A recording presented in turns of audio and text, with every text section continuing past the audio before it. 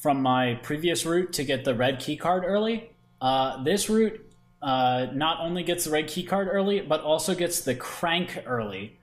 And the crank is useful for when you're in Marguerite's area. And normally you have to get the crank after you crawl, like after you do some of the puzzles, and then crawl underneath the her area. I don't know, I guess it's a house, whatever it is. You crawl underneath, and then you get the crank, and then you crawl back out, and then you can advance in her area.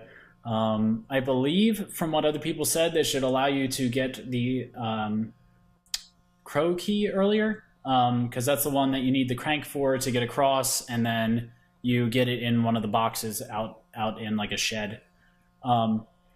So I'm already, right now, I just got out of bounds using the same method in my previous video. So if you don't know how to do that, if you don't know the setup's exactly the same as the previous video. So you still have to do the shadow puzzle, and then you still have to bait Jack from upstairs to come downstairs to knock you out of bounds. But once you do that, I'm going to show you the changed route from there on, and how to go about that. So you're out of bounds, and you follow the, the left wall like you did before.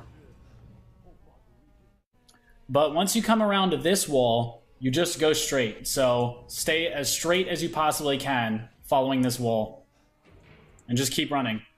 Next time that the area loads in, you'll be out at the start of Marguerite's area. You should see that momentarily. Okay. See this bush down here? You're going to fall into the bush and go down below. You're going to follow the ground until you're underneath the walkway there. Stay right of the tree that's on the left, and you're going to go in here.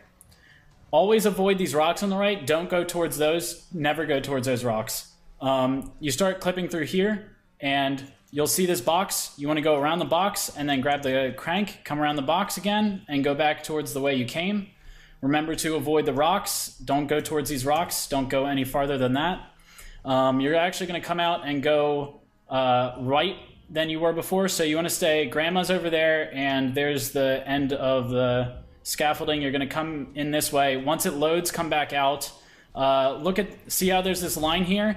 That means there's clipping. So you're going to walk up this clipping, and you're going to hug this invisible wall here. The reason you're hugging the invisible wall is that there's clipping on the ground, and you need to go up on the clipping. Once you're up on the clipping, follow until you get about to this tree or this electric box. Come out through here. Go towards the edge of this building, and then you see this stairwell. You're going to stay to the left of it, and you see the grenade launcher over there. You have to change it to, at this point, you have to change it to 60. The reason you need 60 is because 30 is too low. 30, you will end up way too far. But once you change it to 60, then run straight ahead. Just run full-on sprint towards the grenade launcher.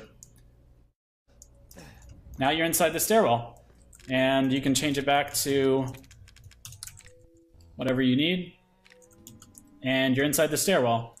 So that's basically it. From here on out, you do the exact same stuff you did in my other video. You grab the right key card here, you go to the dissection room, and then you grab the you go and get the dissection key, and then you go and fight Jack, and then you continue the game from there on in. The routes probably change once you get to Marguerite's area after that. I don't know all the specifics of that. I haven't gone that far enough to know exactly what the changes